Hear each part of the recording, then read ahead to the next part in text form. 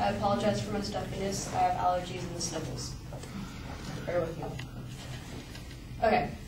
What if I told you that the hamburger you ate yesterday at lunch, let's say at Carl's Jr., Burger King, McDonald's, whatever, used cloned animal meat for the burger patty? Would you still eat that hamburger? Or would you stop and look at it and see if something was actually wrong with it? But there's no need to worry, though, because cloned animal meat isn't on the market yet. The U.S. Food and Drug Administration, aka the FDA, has declared that meat and produce from cloned animals such as cows, pigs, sheep, goats are safe to eat back in 2008. However, the FDA still hasn't given the green light for markets to sell the cloned animals' meat. The reason for this dilemma? The FDA can't give the green light because there is no extensive research on long-term effects of consuming meat from cloned animals.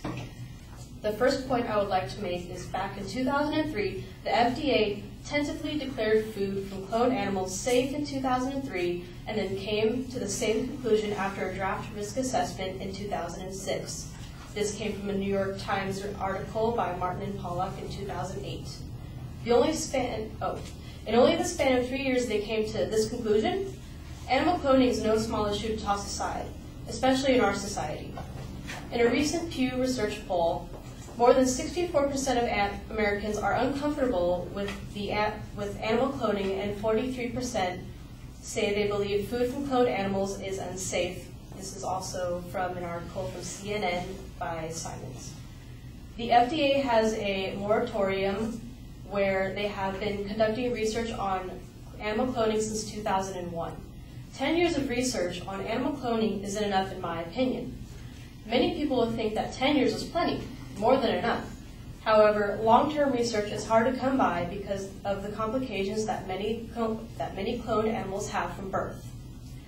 My second point I'd like to state out is cloned animals have numerous health issues compared to their bona fide siblings, or genuine, natural-born siblings. More than 90% of cloning attempts fail to produce viable offspring by the Human Genome Project. Joseph Mendelson, legal director for Washington Center for Food Safety, states that it takes a number of attempts to make a clone. Some animals are born with deformities, or they're sick and have to be euthanized. Administrative agencies need to look at that, off from the article in CNN. Also, the majority of cloned animals have comprised immune systems, which exposes them to contracting more disease than a normal animal would. Once a cloned animal reached their reproductive age, if it ever does, can pass these diseases on to their offspring, which will ruin the possible future generations of these offspring. And because of their weakened immune systems, the cloned animals usually don't survive long enough to provide extensive research for the FDA. A cloned animal can be ruined from the beginning when the female host can go through complications while the clone is still in the womb, which can lead to stillbirth or abortion of the fetus. In Chapter 5 of the Risk Assessment Plan from the FDA states that any data on the effects of cloning on the reproductive system is sparse, and at this time it is difficult to determine if a cloned animal is sterile or fertile. Data is sparse because cloned animals don't usually live long enough to reach sexual maturity. Another statement from the FDA explains that maturity and aging in food animal clones have not yet been studied extensively due to the relatively short time that cloning has been practiced. As I said before, obviously 10 years isn't enough time to assess all the factors that animal cloning portrays. Another problem I would like to address is that cloning animals can become an economic drain on our society, especially in the agricultural sector. TransOva, based in Sioux Center, Iowa, charges around $15,000 per cloned bull or cow, from CNN. Now, keep in mind that these cloned animals aren't necessarily raised for eating, but instead used as breeding stock to produce superb offspring. The problem with this is if the cloned parent has any genetic defects or problems that usually occur from the cloning process, these defects will permanently pass on to the future generations. Now you've just wasted $15,000 on a defective bull that produces crippled offspring. Many farmers these days are trying to maintain their farms and see through this economic drought. I don't think a lot of them have $15,000 saved up for a cloned bull or cow on the side. The FDA hopes to open a potential $20 billion market for animal cloning, but it's too soon to decide if this market will thrive or have to be put down. In conclusion, cloning animals for meat and milk may seem like an efficient, smart way of producing animals, possibly end world hunger and whatnot. However, it's not that way for many critics and consumers. It's a whole new technology. We don't think all the science is there, says Chris Waldrop, director of the Consumer Federation of America's Food Policy Institute. We don't have enough information to make a decision, from CNN.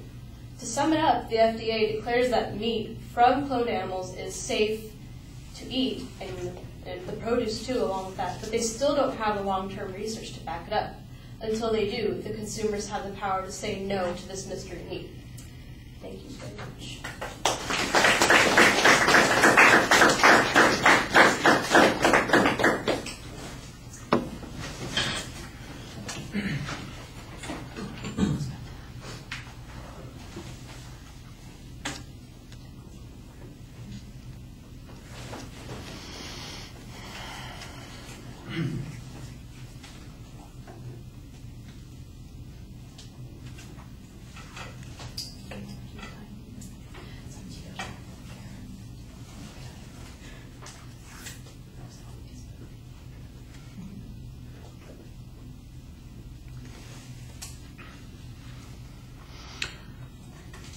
All right, I like the rhetorical question that you used to start off with, and you've got some good background information to set up the controversy. I was having a hard time, though, picking out what your proposition is, because it seemed like you went right into the first supporting point, and I don't know ultimately what I'm going to be asked to decide. It sounds, for the most part, like you were suggesting that the FDA has made a premature decision on this, and that there's a problem or that there is a substantial risk that occurs from people consuming cloned animal meat. And that, I'm inferring a lot of that from the secondary claims. You need to have a little bit more direct statement of that. Now, the secondary points, they were all fairly clearly labeled, and in fact, you did a good job internally citing them, and so that made it easy to follow the content of the speech. But like I said, it felt like the general target that you were after during the presentation was a little bit soft. It seemed to be changing a bit from here to there. And even at the end of the speech, I think you've got a nice exit line, but I'm not exactly sure if the conclusion is that the FDA has acted incorrectly, or that it's unsafe for us, or that we need more data before we make this decision. All of those are possible summaries of what your argument is, and I think that that needs to be sharper. The evidence material is okay. I think you've got some good authorities that you're citing, especially the FDA's own evaluation of the process and their questions about the extensiveness of the research. I thought you did a pretty good job talking about that. It did seem like there were quite a few hypotheticals that are being discussed, some of which were evaluated by experts that you mentioned. Some of them are your own. And you did a nice job, for the most part, citing those sources, so that's pretty good. On your delivery, your eye contact is a little infrequent. I couldn't tell for sure at the beginning. You were talking about the sniffles and having a stuffy nose, and to me, the bigger issue looked like you were chewing gum, but I don't think you have gum. I'm not sure. Do you? Yeah, okay.